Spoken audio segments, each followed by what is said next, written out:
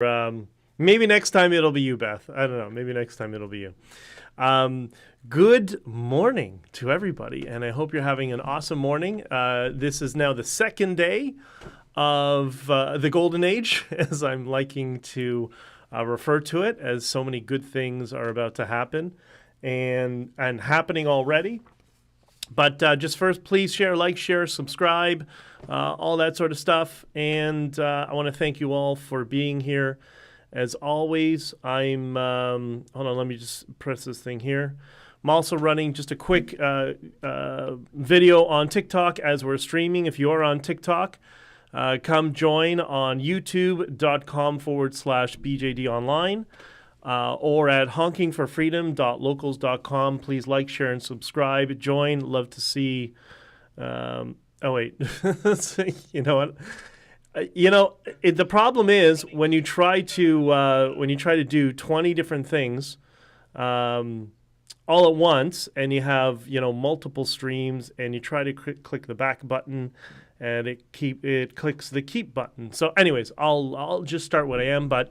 We're streaming here on YouTube at youtube.com/BJD online. So Bravo Juliet Delta online, or on honkingforfreedom.locals.com. And we're going to talk today about January 1st, which I hope, the way I see things, is the first day of the Golden Age, where we go to the next step. We take the momentum and the emotions and the unity of peace and love and everything that came out of the Freedom Convoy, and we go to the next step, which is further unification and outreach to people who disagree with us, and build more solidarity amongst all Canadians, and not just Canadians. I think this is a template that we can help with other places in the world. I've been in touch with some of the Dutch farm people who are related to the Dutch farmer protests. And I think we can kind of build this momentum and just teach the political class, just a little reminder, you are public servants. That's about it. That's about all you are. And we can all just kind of unify amongst each other and regain our sovereignty. So if you are on TikTok, I'm going to shut it down now. Come join on Locals and on YouTube. There's a bunch of stuff we got to talk about, all really, really good and positive stuff. So let me just stop that, and I'm not going to describe that. That's me talking on TikTok, blah, blah, blah. And what's a good hashtag? How about hashtag freedom? Would be a good thing to post, because I can't really post very much while I'm talking. So here you go. There you go to now a bunch of other people are talking TikTok. Okay, come on. Shh. Stop. Oh, and I see some live footage from the Freedom Convoy, so I'm going to like that TikTok video. Anyways, I just happened to be awake early. Okay, well, I'm glad that you're here, Christine. Thank you for being here. And good morning, Ryan and Megan and Irene. 90-day ban from what? Oh, you're on Facebook. Well, Irene, what are you doing on Facebook? This is why I left Facebook, I don't know, 4 years ago, I think it was. I was in the Dominican, and I just kind of, that was it. I was harassed, 4 years ago, 3 years ago, whatever it was. I was calling out the former leader of the Conservative Party, Unic O'Toole, directly, and he was responding and trying to cover his ass, but I knew what he was up to. So he then got a whole bunch of Conservative staffers in support of him to start brigading me on Facebook. Do you know what brigading is? It's when you get a whole bunch of activists, what the lefties do. You get a whole bunch of activists to mass report you. So that's what Aaron O'Toole got people within the Conservative Party to do, to remove me from Facebook. But at that point, the only thing I was using it for was exclusively for Unic O'Toole. But I told him I'd get him. They're so dumb, some of these people in politics. I mean, he was an airhead when he was practicing, and anyways, whatever. I can go on and on. I know all about his background, but let's talk about all the positive stuff and all the good stuff that's going on. Ginger, happy 2023. Irene, they didn't like my global warming protest, but that's why you can't be on there. Like, look, Twitter is now is completely different. Now you don't have to worry about anything you say on Twitter. It's amazing. It really is a completely different experience than it used to be. Plus, you have Getter, Truth Social, Minds is really good that way as well. And there are certain creators that are quite big on Minds. Lotus Eaters, Tim Pool, they have large audiences on Minds as well. So there's so many other platforms, and Minds is maybe like a hybrid between Twitter and Facebook. So I do encourage you just to grab everybody you know from Facebook and get out of there and move on, so I can delete my Facebook as well, because nobody really uses that, and I explained it yesterday. But anyways, so there was a tweet. I just put up a tweet. If you're on Twitter, speaking of Twitter, from the Beaverton. The Beaverton responded with they didn't respond, but they put up a tweet a few days ago. And the Beaverton is a perfect example of everything wrong with comedy. And part of the reason we have so much, social anxiety is because we don't have comedy anymore. We have crap like the Beaverton. Yeah, once in a while, one of their headlines will make me chuckle as well. Like, I get it, but it's political hackery, right? So it said the Freedom Convoy reunion is slated for Winnipeg in February because none of them have ever been to Winnipeg in February. Really? Really? That's the joke? Ugh, crash and burn. So my response was, ouch. The Beaverton becomes the Onion 2.0. There is hope, though, for the Beaverton. They can always take comedy classes. So my recommendation for everybody at the Beaverton, go ahead and take your comedy classes. You can use some lessons.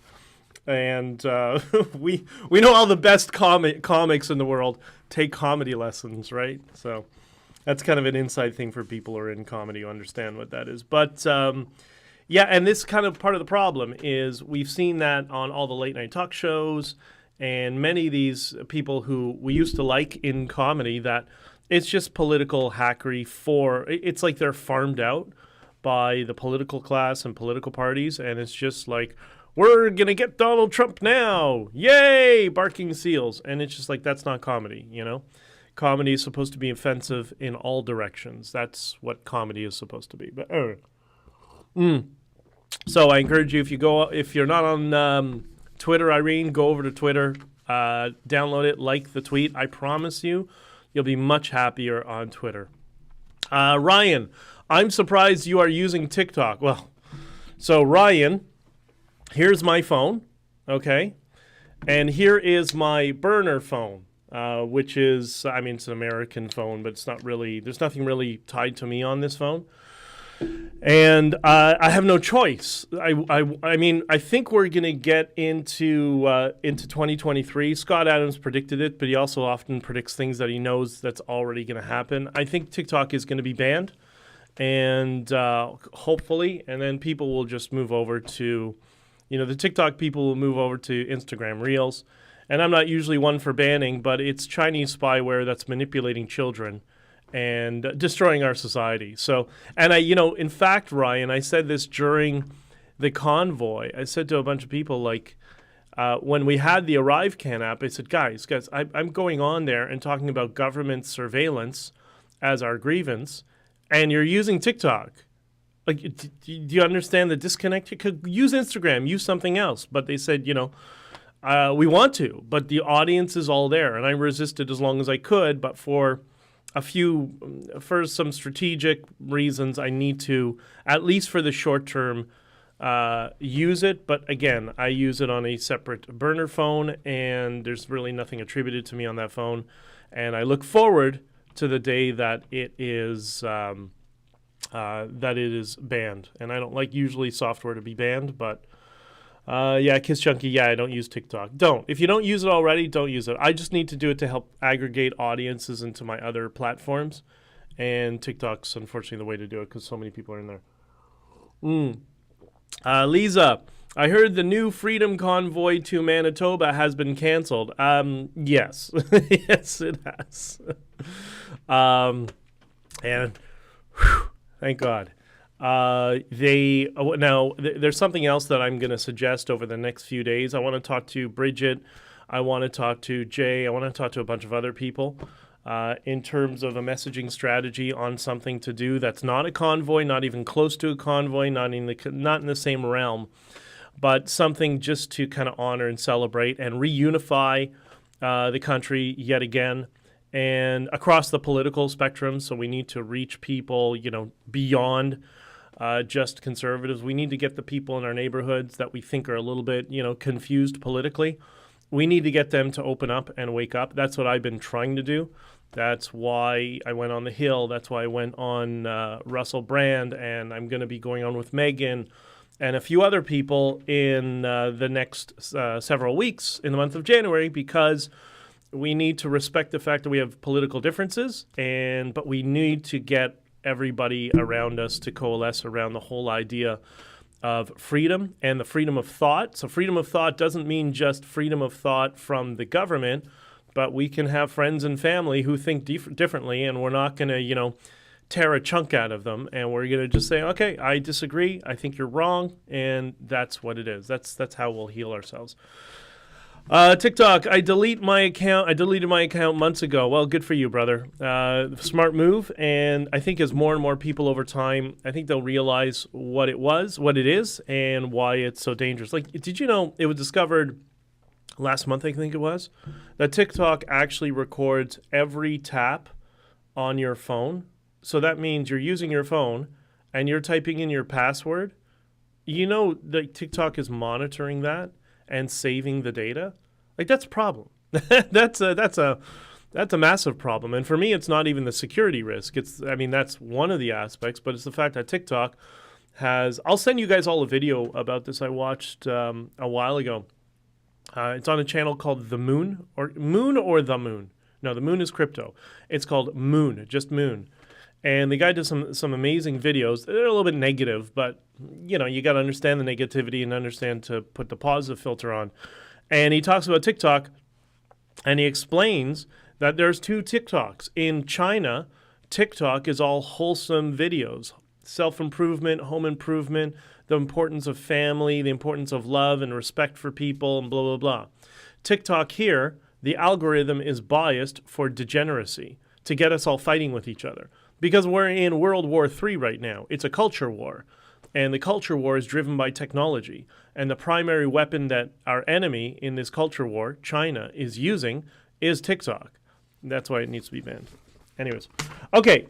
So I got a call. I had a call. I don't know where she is, but I got a question yesterday from... We're going to talk about religion a little bit. But... don't worry, I'm not going to get into it too much, just as a general thing. And then I'm going to talk about some of these amazing things that are happening in the Golden Age. Bridget asked me yesterday, actually I could pull up her message that she sent me. A couple of people asked me something along the similar lines, more what? But she said to me...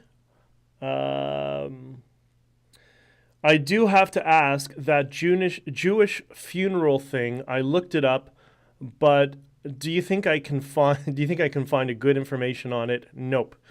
Can't. Can you explain it to me? It's been like a few days you have been doing this. Okay. So I figured I would do this. And I thought this was important for another couple reasons, because so many people who supported the Freedom Convoy and participated in the convoy, friends of mine and all of us, so many of them were Christian conservatives, social conservatives, whatever you want to call it, and really good people. We may have some differences in opinion on certain issues, but in general we have the same worldview of love and freedom and respect for each other's communities and all that sort of stuff, right? And there's never anything coming out of my community. My community. There's many different. Much like there's many different Jewish communities, there's many different Christian communities. It's the same thing, back and forth. Okay, and unfortunately, because the Jewish community is so small, it's been hijacked by a bunch of political fart sniffers, and that's who's running all the Jewish organizations. And because it's small, it's so easy for political parties to capture all these organizations. But most people in the community don't buy into this stuff, and they just ignore the political side of stuff. Okay? So And I'll get to that in a second. So, but Bridget, I'll explain why this is, you'll all care about this and why this is important. So Bridget asked about this thing that I went to. And this was, probably supposed to be one of the saddest events in our lives. And that's how I started January 1st. So I went to what's called the Shiva House. And I got to tell you, man, boy, did that Freedom Convoy resonate with people across the world and all sorts of different communities. It was amazing. So these are, it was a friend of my family's and somebody who was a very close friend of my brother. My brother had known him, I didn't realize, since they were 3 years old. And they had been very, very close friends their entire lives. And when I was 10 years old, their family had a cottage in Beaverton, Ontario, for those of you who know, just north of Toronto, on Lake Simcoe. They had a cottage there, and my parents bought a cottage on the same beach. And every weekend for many years of my life, I was spending time with that. Our families were spending time together. The parents would spend time together, and the kids would go hang out together and play badminton, go swimming, and all that sort of stuff, right? Very, very fortunate family that I was adopted into. And for me, what was interesting is, at least from my perspective, I also, especially once I got my driver's license, I tried to get to know people who lived in the town. I tried to get to know kind of the locals. A lot of cottagers don't do that, but I do, and that's where I got a lot of respect for people who live in rural communities, because I started to develop friendships. I was the cityite, and but I was really nice to the people who lived in town, and I got to know many of them for several years, and we hung out and had some differences and all that sort of stuff, but a lot of things we agreed in. It was basically, we're kids, it's music and cars and trucks and snowmobile. They were big into snowmobiles. I'm from the city. What do we know about snowmobiles? Motorcycles and all that sort of stuff. And it was great. It was very, very informative years of my life. So this is the friend of mine, or the friend of our families, and very close with my brother, who just out of nowhere, a couple of years older than I am, just had a heart attack and died. Now, I had a bunch of people say to me, it's because it's the vaccine, right? Confirmation bias, which is what we all have to fight against. Because he must have had the vaccine, and that's why he had a heart attack, and everybody jumps to conclusions. No, he wasn't vaccinated. And this particular family was they're quiet about it, but they were strident supporters of the Freedom Convoy and myself. But, they're a professional family, very successful. All of them are very, very successful. And it was interesting that when I went to the funeral, and there's a story that the rabbi taught in the funeral that I think I'm not going to share today because I need some details, additional details, because it dates back to ancient Babylonia, but an important, relevant to the Freedom Convoy, by the way. During the funeral, they saw that I was there, and the rest of my family is right now in Florida. And so I got a message from one of them thanking me for coming and said, if you can come to the Shiva House, which was Bridget's question, I'm going to answer in a second. They said, if you could come, it might be a good distraction. You and all the truckers are kind of heroes in our family. I thought, what? Why? I didn't know. So anyways, they asked a couple times. I'm like, yeah, of course I'm going to come.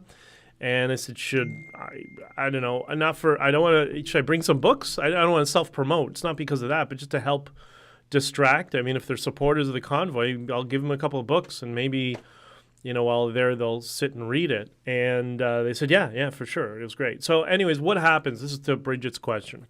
What is a Shiva House? And I don't know that you have that in...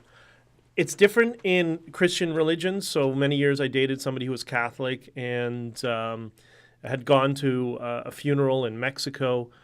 And what they do is, for us, we bury the deceased within 24 hours.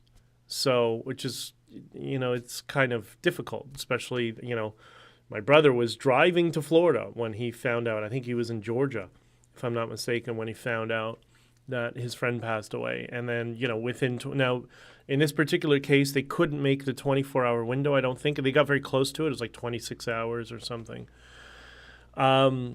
So from my experience, what I know of, my experience with my ex and her friend's father who passed away, went to their funeral many, many years ago, that when the person is deceased, sometimes it takes up to, you guys would know, a week, sometimes a couple of weeks, until they actually have the burial.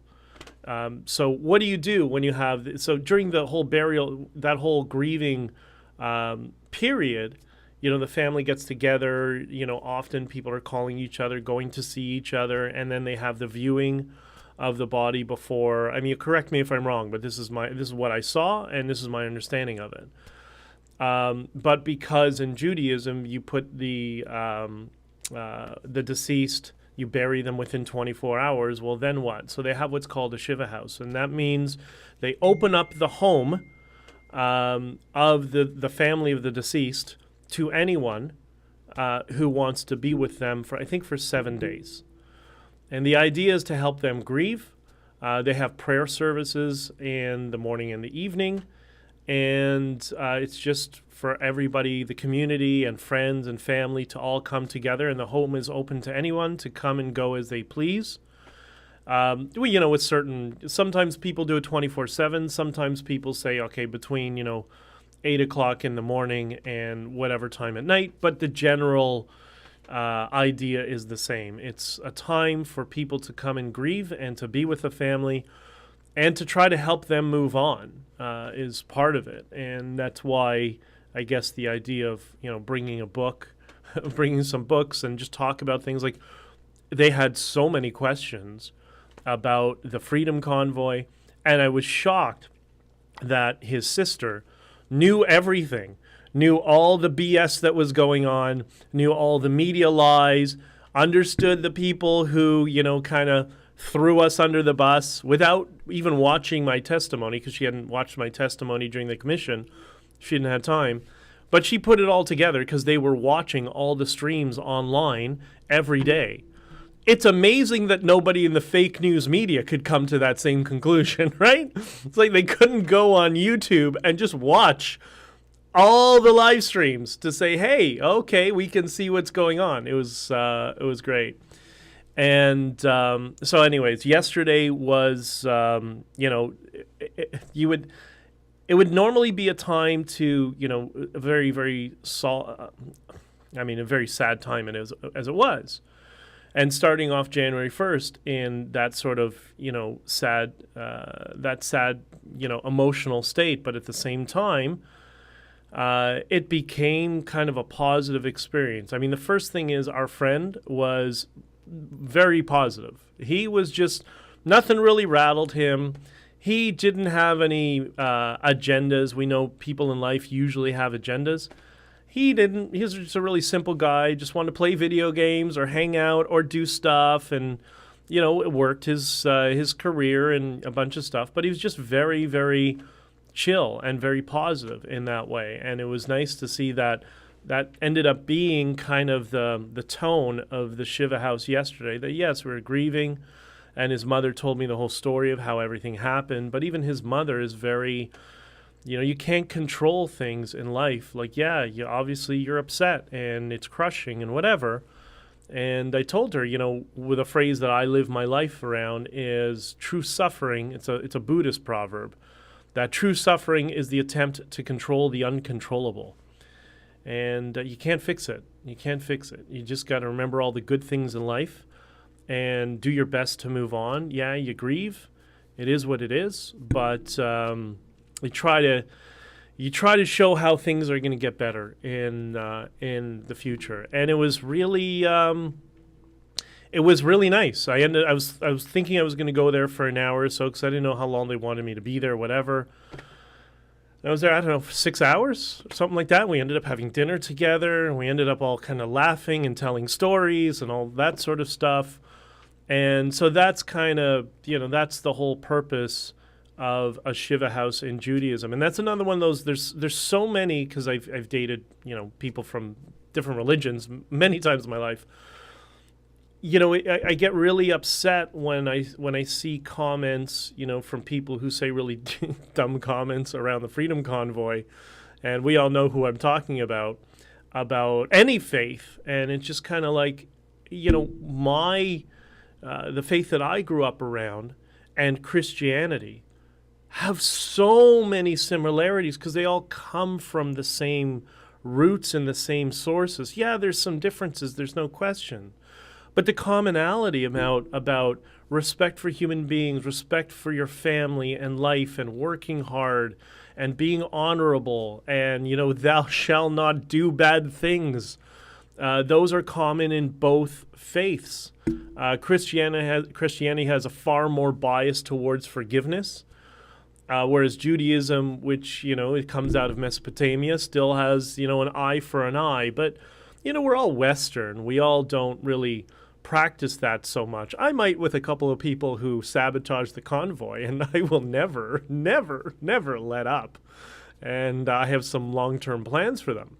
But in general, we have those commonalities, and it's just really frustrating when I would see some people around the convoy say stupid things about not just, Jews, about any group of people, because we have so much similarities, right? Like we live the same culture.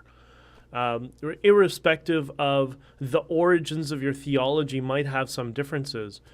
We have so much commonality. There's no point for the divisiveness. The divisiveness, like I've said many times, it just helps the politicians. It helps those in society who want to divide us. And this is always when somebody goes, oh, George Soros. Yeah, listen, there's pieces of garbage in every religion.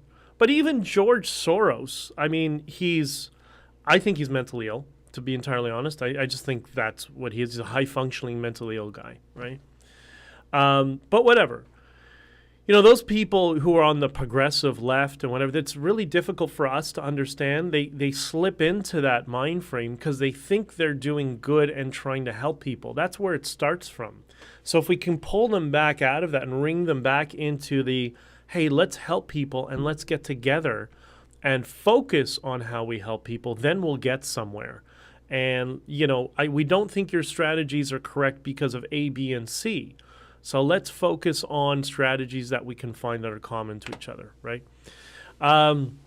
Lisa says, I hate the people who call us... hold on. Something wrong with my mouse is going on here. She says, I hate the people who call us freedomers or Freedom Convoy. Lisa, I love it. It's amazing. I want to hear more of that. You know why? Because that means we live rent-free in their minds, and they can't shake us. They can't. And you know why? Because they know subconsciously in the back of their mind that we all unified around love and freedom and peace. Those things they always regurgitate that are their value system, and we expose the fact that it's not. And we were the ones. We became the conservative right-wing, whatever. We became the hippies that unified everybody around love. They just talk out of their ass, but we actually did it. And that's why they can't shake it. And we also have to be open to those people who end up changing their minds and realizing that, you know what? Yeah, maybe you guys were right. And I'm starting to see lots of those people start to slowly, they're doing it quietly, but they're changing their minds. But anyways, so yesterday we did this whole Shiva House thing, which all became, a time of positivity and distraction. They had so many questions about all of you, about the Freedom Convoy, about the people who supported the Freedom Convoy. Two of them, they wanted to go, but for professional reasons, they were worried how they might be targeted. And they were going to go, they weren't going to go, they're going to go. Like they were kind of, a lot of people had that sort of grievance. They weren't really sure what to do. But so they just sat in front. They had their YouTube on their big screen TV 24/7 watching Freedom Convoy streams, showing it to their children who their children are very, very bright. They're, early years of high school, and they understood it as well. And it was very interesting to talk to their daughter, who is, I think, 16 years old. I think 16. And talking about her and her friend are the only two kids in their class that are unvaccinated, and how they're going for everybody was like, whatever. But now they're kind of the rebellious ones. And you know what happens when you're a rebellious one and you're smart and you know how to think? You become the leader.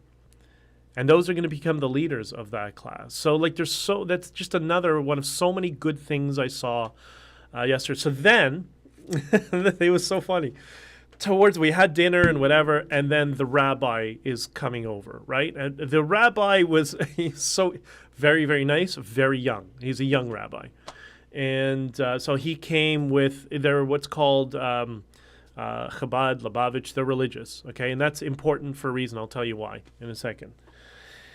So the rabbi comes with a crew of guys to do what's called a minyan, and don't worry, it's too much theology right now, but explain to do the evening prayers. And what it is in Judaism, you do this for a year. So when somebody dies, a parent, a next of kin, sibling, whatever it is, you go to synagogue every morning for a year and you say a prayer for the dead, for your person. And, when you're in the service, the rabbi always asks, is there anybody, is anyone here for, Yisker and whatever? And you'll say, okay, my father, this is his name, or my daughter, this name, and whatever. And when he does like the overall prayer, he'll name all the people who are being remembered that had died within the year. And then everybody does a prayer for the dead. And I believe Christianity has some take on this as well, because again, the religions, whether it's Catholicism or it's Dutch Reformists, whatever, there's variations of all of this in these religions, right? But that's just how it works in Judaism. So you go for a year every day to synagogue in the morning whenever you can, and you say a prayer for the dead. So they do that at the Shiva house every day as well. So the rabbi comes to do the prayer for the dead, and he brings a bunch of his, disciples, or, they're younger rabbis in training is a good way to describe them. They're becoming rabbis as well. And they do a prayer service for the dead and to honor our friend and their son and brother. And they also mention his father, who died about 10 years ago from now. So there's always this sort of commemoration of the family, because the family's seen as a unit in Judaism. And it was really kind of nice. So the rabbi comes to do the prayers, and the sister, the husband of the sister, the deceased, says, it goes to the rabbi, and I could hear him in the other room. I mean, it's a big house, but in the far end, and says, yeah, the guy from the Convoy's here, Benjamin. And they're like, no way. I'm like, oh my God, what am I hearing in the back of my head? So the rabbi comes out and said that he was a huge fan and supporter of the Convoy. And I said to the rabbi, it was very interesting, because despite the fact that fake news, and I don't want to get into Prime Minister blackface so much, but all the smear merchants in the media were calling us white supremacists and Nazi flag and whatever. Every Sunday after Pastor Hillebrand's service, there was Pastor Hillebrand, and I don't remember the name of the guy from Quebec. The two of them did their services together, and I very much, supported Pastor Hillebrand and his family and whatever. So I would be on stage during the whole service, freezing cold, so cold, never been so cold in my life. And Pastor Hildebrand would finish, and then, I would go and say a few words. I was trying to do Tamara, myself, and Chris every weekend. It worked the first week, but then the following weeks, Tamara just didn't. She went to other places and whatever. Okay, fine. She had other people she wanted to see. So I looked out to the crowd, and I have some pictures of this because I took pictures when I was on stage, that I could see in one corner of the stage were all the religious, or Chabad or Lubavitch or whatever. There was a religious congregation of Jews that were there also supporting us. And they were the ones who held the signs, that the left is losing their mind, that there was, the flag, but there were also signs with swastikas. Yeah, they were religious Jews that had a swastika equals the yellow star of Nazi Germany, because how Trudeau is behaving is how we were treated in Germany in the 1930s. So that's what was going on. That's why you saw those offensive signs. No. The offense that was committed was trying to lock us in our homes and treating us like insects. That was the offensive part. The sign with the swastika, that was just the response. And the response came from the religious Jewish community. And the rabbi says to me, he said, you don't understand. Like, there are you and you guys in the trucking convoy, you are heroes to all of us around the world. We all know who you are. We all supported you. And we can't thank you enough for everything that you did for all of our congregations, in addition to, all the other parts of society. He said, the religious communities, we all supported you, and we can't thank you. Anything we can do for you, we love you, and thank you for standing up for us. And it was just, and then he said, can I take a selfie with you? They're never going to believe that I saw you. What? I'm like, okay. So that's the amount of love that we all have, and the amount of unification that we've had, despite the fact that, we have some differences. But I want to focus on the commonality, and I want to reach out to our friends who are, Christian conservatives and social conservatives, who may have difference of opinions from me on public policy. Who cares about public policy? We all love each other, right? We all have these basic tenets of Western society to love and respect each other.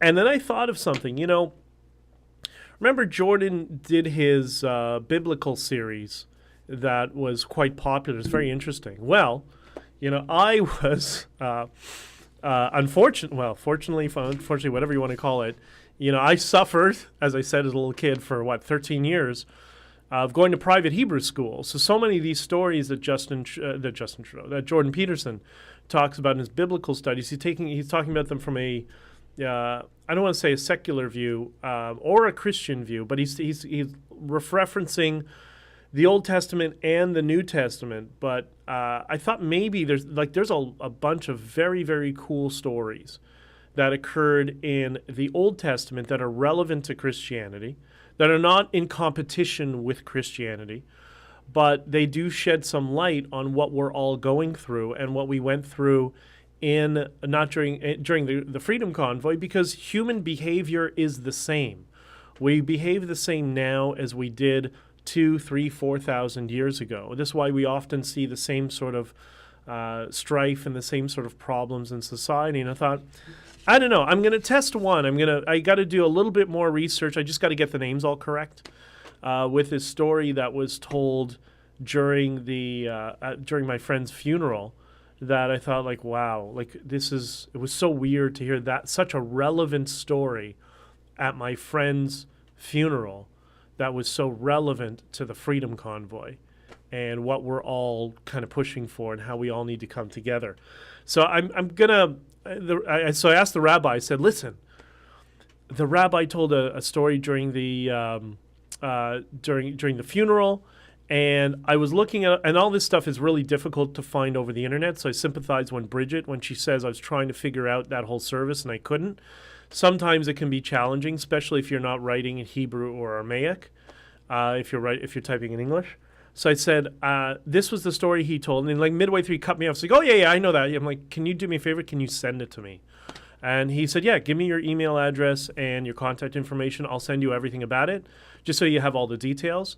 Because I said I want to do my best to, respect my friends who are Christian and Christian conservatives, those who are of extreme faith, and so those who are kind of somewhere along the lines, but be able for us to communicate to each other and to show all our commonalities. And I thought that particular story would really help communicating a lot of things to people who are really unsure about where our commonalities lie. So he said he's going to send something to me, I hope today.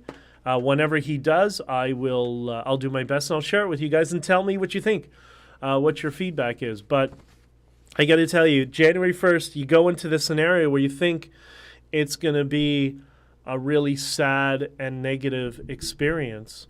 And what happens? It happens to be the best January 1st I've ever had, or at least for many, many years, because it was all about, a family and friends coming together around missing somebody and focusing on all the good things and all the good things that have occurred in life. And I don't know, it was just surprising to see how much support there is for everything that the truckers and the convoy and what we accomplished in Ottawa. And it's sometimes where you least expect it. So it was really great. So that's one of the many positive things we have to look forward to. And what I'm referring to, and I'm taking this a little bit from Scott Adams called it the Golden Age. Stephen Hicks and I a couple of years ago discussed, the Enlightenment 2.0. And I think we have a few things I just jotted down just off the top of my head that, without getting into too many specifics, because I explained, some specifics yesterday, but just in more general terms. So this is kind of my indicators. We're heading towards the golden age, and I'll get to your comments in a second. More and more people across the political spectrum are talking to each other. Remember how it was like 2-3 years ago? And I saw it on the university campus. It was in overdrive. But everybody would be in their silos, and that person's a liberal, that person's a conservative. We'd only stick with friends with our own worldview. Well, that's now falling by the wayside, and you're starting to see more and more people make calls for let's have people on all sides of the political spectrum, even though we disagree with them. So that is a positive. That's how we will regain control over our political process, right? And we'll turn our public servants into servants yet again, right? This is a funny one. If you notice carefully, all the political parties are right now a dumpster fire, right? They're all falling apart within the inside. The Liberal parties, the Conservative Party, even the PPC, I've heard there's some friction in it, and the NDP, there's friction in it. That's a good thing. We're in control, not the political parties. So we need them to be dumpster fires so we can dictate to them what we want because they work for us, and they seem to have forgotten that. So let's hope that the dumpster fires continue. The proxy organizations that manipulate us, of which there are many. I don't want to give out the names right now, but we've all seen all of these different groups that, promulgate messages for either party, for all the parties. They're dumpster fires as well. There's some significant stuff that happened in the past couple of days. Because these are the bottom feeders that, or the fart sniffers of the political class, I like to tell them, and they do that so they can, pocket a percentage of the money that gets funneled around from group to group, from donor to proxy organization. They're all dumpster fires as well, so that's a good thing. More and more people in the world now understand that the media is fake news, right? I don't know, for those of you who saw the Monk debate, but where Douglas Murray participated in that debate of, is the media credible? Should you believe the media? And from what I understand, at the beginning, they started, because they poll beginning, during, and after. At the beginning of the debate, 70 some odd percent, 73% I think it was, of the audience thought that the media is credible. And after the debate, it was 38% of the audience thought that the media is credible. And that is the direction across the entire world. I mean, the Western world is the biggest problem because people in the Western world have more of a bias of trusting their media. In the third world, they all know that their media lies to them, right? Nobody believes it there, which is why it's not a very good business model down there. But here as well. Here now people are starting to realize that the media is all lies.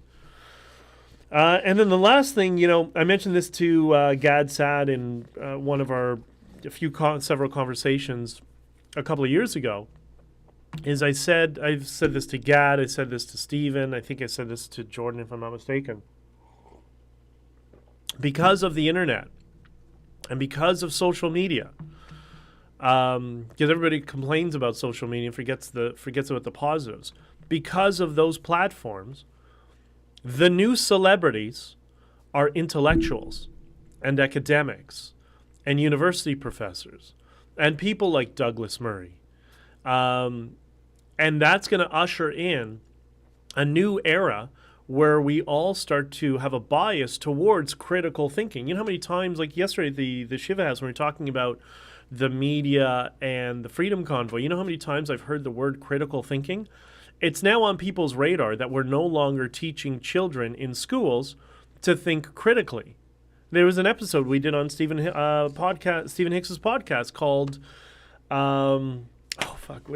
episode I think 15, if I'm not mistaken, why educational institutions do not educate, they only train their attendees, or I can't remember the name of the episode, but that's the frame of it, that educational institutions are no longer teaching children to think critically, they're training them to have opinions. Well, that pendulum's going to swing back, and it's going to swing back to when it's going to become cool to be an intellectual, to think critically, to challenge your own ideas and preconceived notions. And when we do that, the political class, again, has no power, right? And that's what we're going towards. And I think those are all reasons to celebrate and to be positive that things are going to turn out really well. Yeah, it looks like things are just kind of screwed right now.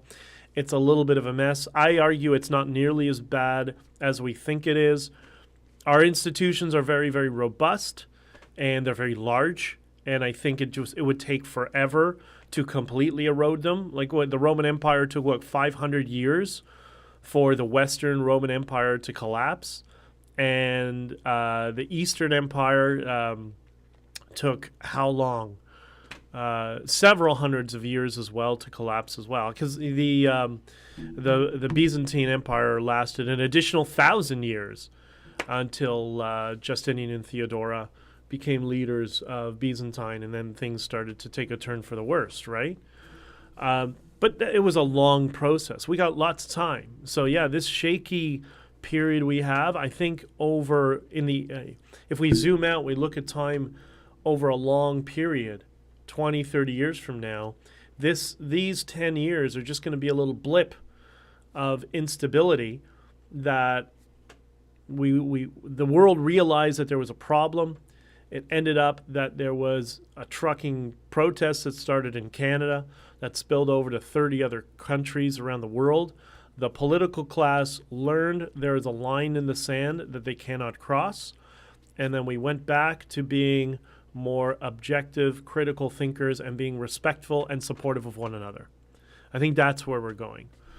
Plus all we're right still in the middle of the technological revolution. We're entering into the AI revolution. I know a whole bunch of you are worried about it. I used to be. I'm not at all now, and we'll talk more about that in another time, just to calm everybody so you don't get so concerned and worried. And I understand the concern, but anyways, I think everything's going to be great. Yes, it's going to be rocky for a few years. There's no question. But at the end of it, things are going to become better than they've ever been. And we're going to have a massive economic rebound, and life is going to be better than it's ever been. Right? People are going to look at the 1950s, economically and think, well, that was nothing, right? Because the 1950s was built upon recovery from World War II. We're going to be recovering from World War III, the culture war, which is what we're in right now. And it's going to be massive opportunity for everybody. And everybody's lives are going to be dramatically improved, I believe. See what happens. Nazis used dehumanization to label their perceived enemies. Yeah, did you know? I didn't. A lot of people didn't know this. I didn't. I remember hearing that, but I didn't know specifically until somebody explained it in detail. That their justification for the death camps in Germany, in Europe, well, not just Germany, but in Europe as well, was because Jews were spreading, I think, typhoid I think it was typhoid. I'm not sure. It wasn't tuberculosis. I think it was typhoid. And that's why, what they were doing was humane by executing them. That was the propaganda that was being used for some time. And we got dangerously close to that with the cerveza sickness. And Klaus Schwab, who ironically is or unironically, is the descendant of an actual Nazi. So maybe that's where he learned it. I don't know. But anyways, agreed. And by the way, David, Merry Christmas. And that is an awesome thumbnail that you got, brother. That's really good. And I hope you had an awesome Christmas with you and your family. And I wish you all the best in 2023. Jesse, I'm shocked that they still surprise you, Brand. Well, I don't know. Listen, I've always been taught to try to be modest and to try to just be just a regular. Don't put yourself on a pedestal. That we all have strengths and weaknesses, and as smart as you might think you are sometimes, there's always a whole long line of people that are smarter, right? So to keep your ego in check a little bit. So maybe that's why I'm often surprised. Tom, Edge of Thought Ideas. Thanks for the hug, Tom. I love this. We live rent-free in their minds. Teresa, we did. And they can't shake it. They can't get us out of their heads. And guess what? They won't be able to, because there's a little book going around that's spreading a lot of love and positivity. That's all the true stories of what happened. And that is, from what I'm hearing now, resonating with people who weren't really sold on the convoy either way. They weren't sure. And they read this, and now they're like, okay, now I get it, right? So that's why we're going to live rent-free in their minds. HonkingForFreedom.com. By the way, if you know anybody to suggest to get a copy and to read, please let them know to go there and grab it. And I think so far everybody's been happy with it. I haven't heard negative reviews yet, other than somebody, activist online says, I'm not going to read a word of it. You're getting 1 star. I'm like, okay, well, thanks for the review. I don't know. It is what it is. Sandy says, yes, they work for us. I'm late. I cannot update on what the dumpster fires are. Yeah, there's you know what, maybe I'll talk about that a little bit tomorrow. The thing is, I also don't want to, for me, karma is important, and I think that comes from your subconscious. That's always watching you, and you don't want to. I'm very, very selective in kicking people when they're down, and there are some people who definitely deserve it and need to be crushed for all of us, for our benefit in the future. But short of that, I tend to try to keep things quiet and just let the dumpster fires burn themselves out.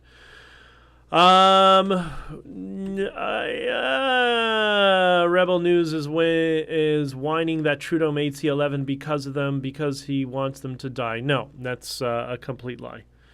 And but whatever. You know how Rebel News is. Everything's always got to be about Ezra, right?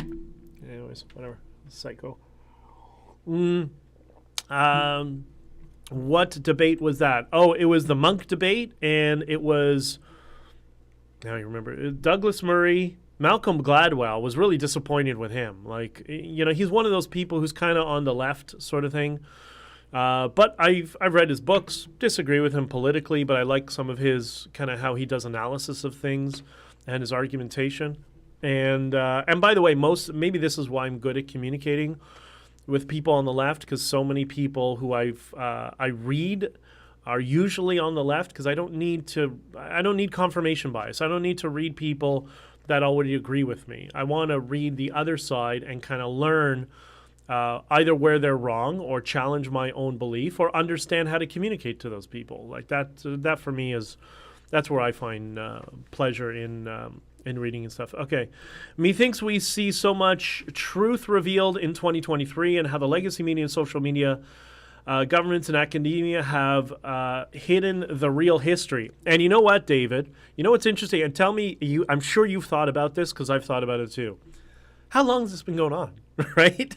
Like, we now, because media is now bi-directional, and because all of us can now become media and report on anything we want, including the media lies and build an audience around that, which that wasn't something that would have been afforded to us in the past because technology didn't allow for it. How long has this manipulation been going on? I remember I was listening to Scott Adams in the truck, and he was talking about Daniel Ellsberg, and that Daniel Ellsberg is still promulgating the hoaxes around Trump. And again, that's not you like Trump or you don't like Trump. It's just there's a bunch of hoaxes around him that were completely untrue. And but Daniel Ellsberg keeps promulgating these fake narratives that have already been disproven. And Scott Adams says, was Watergate even true now? Because if he keeps doing that, that now calls into question Watergate.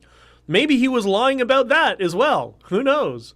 So it'll be interesting, I think, David, to your point, to find out how much of our recent history has also been lies like what we've experienced during the convoy. I don't know.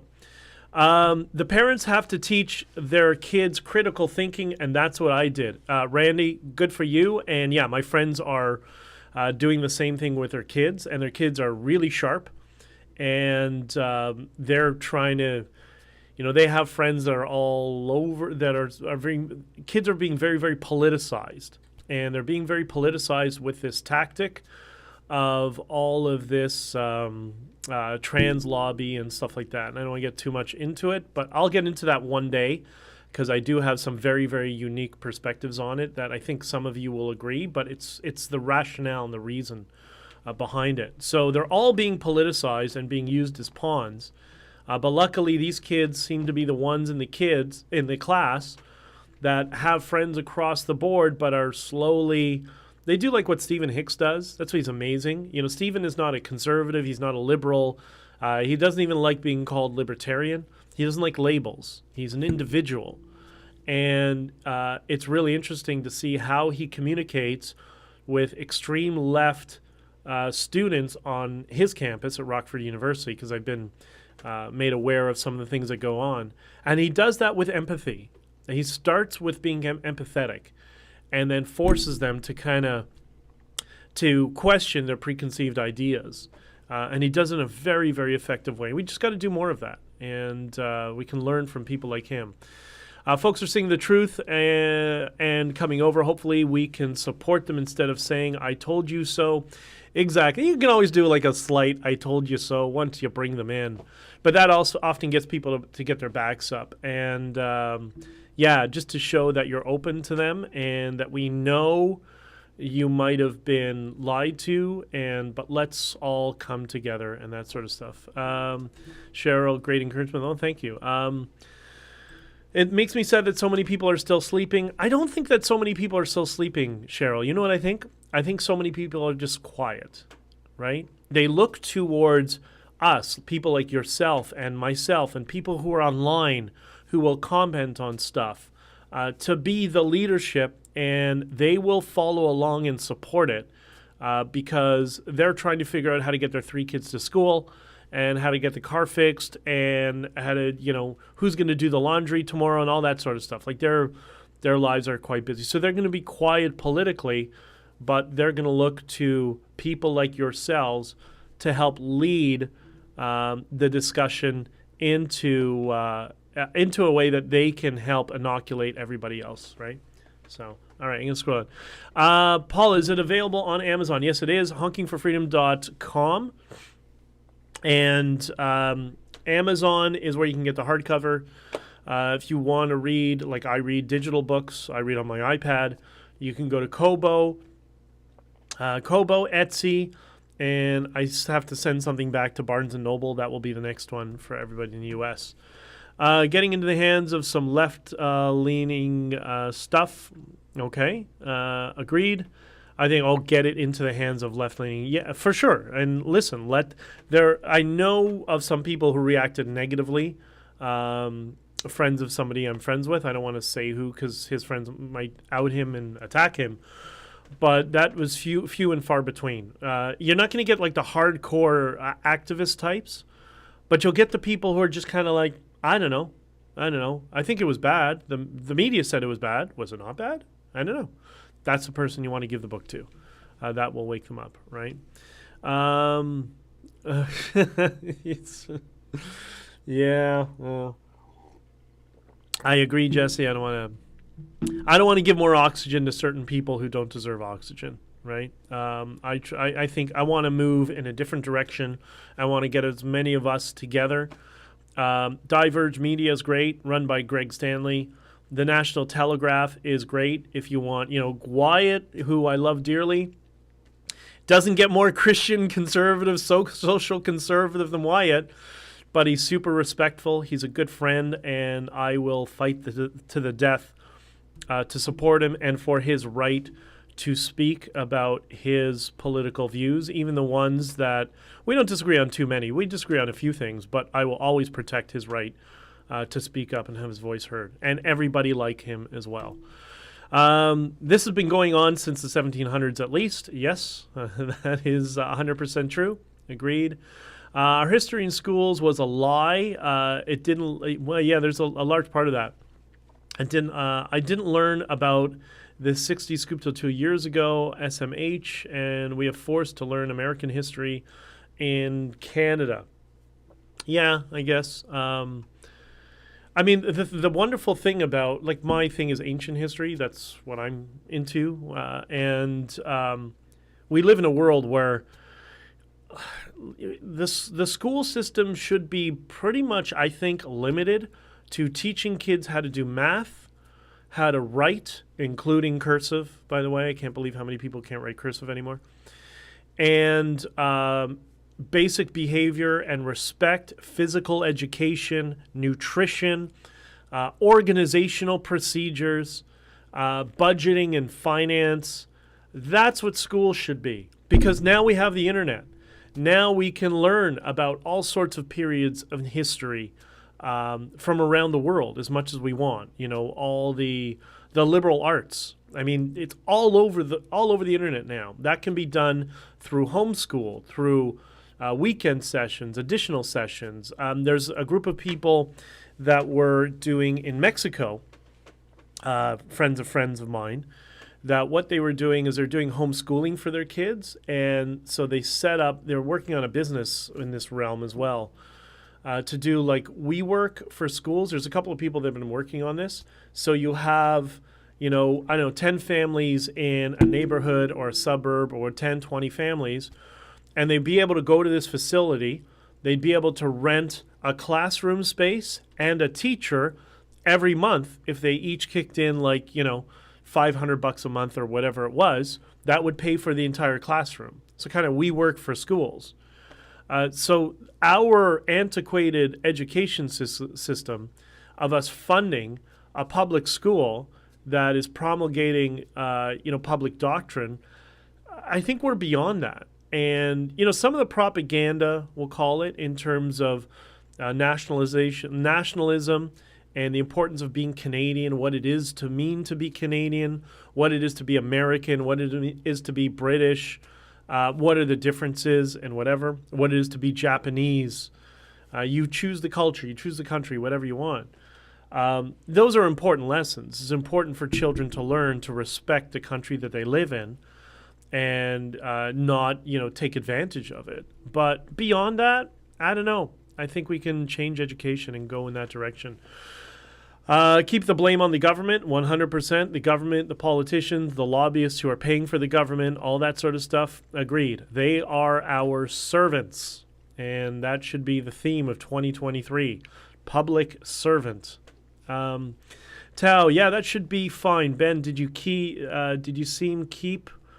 So side fan May page will probably work fine. Okay, I understand that. Maybe that's typos, but all right, I appreciate it, brother.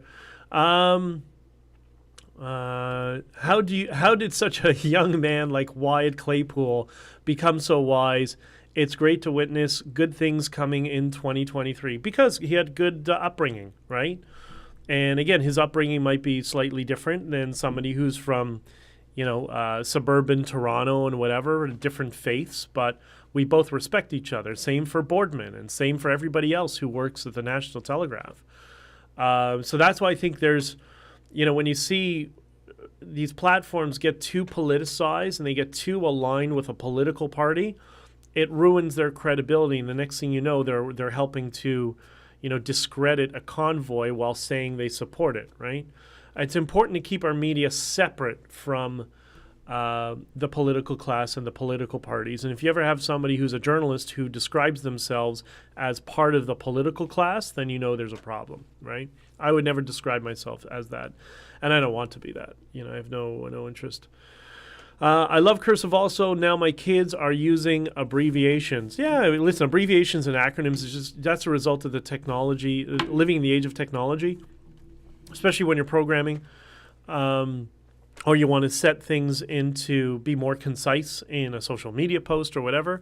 That's why acronyms are so popular right now. But that's fine. There's a balance to everything. And it is what it is. Okay, so I'm already here over an hour and a bit. What's it called, Lisa? I stopped following the Daily Telegram when they started supporting Ukraine. Yeah, like it's really...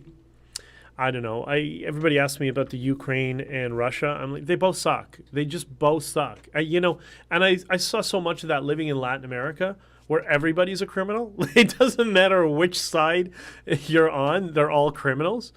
That's most of the world, right? And Ukraine and Russia are no different. So, I know a lot of people are supporting Russia because Putin is anti-woke. Sure. But if you live in Russia, it's like living under Justin Trudeau on steroids. If you think Trudeau's authoritarian, Putin's the same way if you don't agree with him, right? So they all suck. They're all garbage. It is what it is. But whatever. We just have to focus on who we are as individuals, and we have to focus on reaching out to people that we love and helping pull people out of their echo chambers and start to communicate with and interact with people who disagree with them. And if you get into a conversation that starts to become heated, we all got to start accepting when somebody says, okay, you know what, let's drop this conversation for now and park it because we're just not going to agree, at least not now. Let's talk about this another day. And just, reset and focus on to things that we agree with, things like freedom, right? I don't identify political parties. Exactly. I'm an individual who votes for the platform that fits my values best. And I think that's, and listen, maybe 100% of the time, the Conservative Party had aligned with your values best. That's great. But you're still an individual, right? And if somebody comes along from another party that has a political platform that aligns with your values, like, I'll give you an example. This makes me crazy. I see this in the U.S. so much. I've always saw this. I remember this one specific conversation. I was talking to this woman who lives in the U.S., but it does business in Canada. She's a dual citizen, but she really just votes in the U.S. And she said to me that she votes conservative, or she supports the Conservatives in Canada. This was back in, 2016, 2017. And she said to me, yeah, in Canada, I vote conservative, but in the U.S., I always vote Democrat. And I think, okay, and this is before everything got crazy, progressive stuff. And I thought, I don't understand. What do you mean you always vote Democrat? Like, oh, just because, my family is a Democrat family. I was a Democrat. I'm like, but what if the candidate this is before Trump, what if the candidate on the other side aligned with your values? She'd be like, yeah, I'd go, I'd see, I'd support, but, at the end of the day, I'd still have to vote Democrat. No, no. That's the game that the political parties want you to play. Like, stop it. Be an individual. And I think we need to do that. Robert says, yeah, there are bad actors all around. Yes, but you know what's more important, Robert? There's good actors all around. And the bad actors are about 3%. I think Peterson talks about the 3% of sociopaths or, narcissists, whatever. I don't know the psychological descriptor he used for it. He's a psychologist, I'm not. But you know what I mean. I think most people are good. And but, I do it on a spectrum. So instead of people are good or bad, I have the good and bad spectrum. And we all can plot differently on that, and we do throughout our lives. We all do good things and bad things. All of us have done good things and bad things, me included. And we try not to do bad things. We try to do good things. So depending on how often you plot on the good side versus how often you plot on the bad side, that's how I read the person. Is there bias towards good or bad, right? And because if we just do the good or bad binary thinking, then it gets confusing. Then we have to add a label onto somebody. And a perfect example is like, somebody cuts you off on the highway or doesn't see you or drives aggressively. What do we already say? What an a-hole, right? Well, how do we know that? Maybe the person just didn't see us. Maybe the person was just distracted. Maybe the person's parent just passed away and they have other things in their lives. And they're a good person, but we're now slapping a label onto that one person just on not even in interaction with them, right? And that happens when we have a binary worldview of people are good or bad. So I suggest the spectrum. And when you look at people and you say, okay, this politician or individual, whatever, how often do they plot bias towards the good side on the spectrum versus bias towards the bad side on the spectrum? And that's what allows me to decide that, yeah, this is pretty much a good person. Maybe he's done some bad things, but in general, yeah, I think I can trust him, right? That's how I view things. Anyways, okay, my parents told me to always vote Liberal no matter what. Yeah, there you go, the same thing. That's what they were taught. Who votes come back. I woke up in 2016. And listen, maybe the Liberal Party will reform itself and become a Liberal Party again, so the Conservatives can become a Conservative Party again, and then you can look and see, what are the best policies for the day. And I think that's all part of the problem. People always ask, Conservative versus Liberal, and I think it just depends on what's happening in society. It depends what's happening around the world, right? Like when you're living in a world when you're under constant threat, let's say national security threat or economic threat or whatever, yeah, the bias is usually going to be, right now we need a conservative type government, right? So I think that's kind of, again, it's not conservative versus liberal. Yeah, I have a bias towards conservatism for sure. But, maybe there are times in history where if we had an actual liberal party, that an actual liberal party would be viable. But as David says, classical liberalism is kaput. I think classical liberal parties are kaput. But, all of us who are conservative, right-wing conservative, classical liberal, like we're all very similar. We're all alive and well.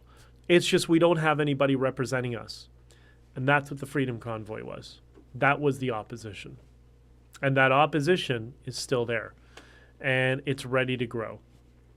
So, on that thought, I got to run. It's a verbal diarrhea too much. I hope that wasn't too much getting into religion a little bit in the beginning of here and explaining, the Shiva House and the similarities between Christianity and Judaism and why faith is important for our lives and our families, for many people, what the utility is it. I hope that wasn't too much. If it was, let me know in the comments and say, listen, Dichter, stop with the religion. Okay, I'll stop with it. But I just thought, it was a wonderful experience yesterday, and I wish you were all there with me and could have been a part of it because you all would have been very, very proud of everything that you supported and that we were all a part of in February of last year. The Freedom Convoy protest was an exercise in classical liberalism. It wasn't right-wing protest, like the media calls it. Yeah, there was a lot of, Christian, people of faith, right-wing political people. But we also had a lot of people on the other side. I saw some hippies with the peace sign wearing tie-dye. And all the Quebec, it was everybody. It was everybody coming together and saying, yeah, okay, whatever, we think a little differently, but let's just all be Canadian and enjoy not having our masks off, and let's all support each other. So I think that's where the future lies. Tom, nah, man, Shiva House sounds great. Well, it's not that they're great, but, but thank you. I appreciate it. I got approval from Betty White. Okay, great. Thank you very much. Enjoy listening to you. Thank you for giving so much to think about, and thank you. Well, the one thing I hope to give you in all of this, there's one thing I want to give all of you, and that is hope. Things are going to get better. I promise you they are. They're already getting better. You can already see it. You can already feel it. There's going to be difficult days. There's going to be difficult things that happen. But in general, things are going to be better than they've ever been. It's just going to take time. Okay, I got to run. I love you all.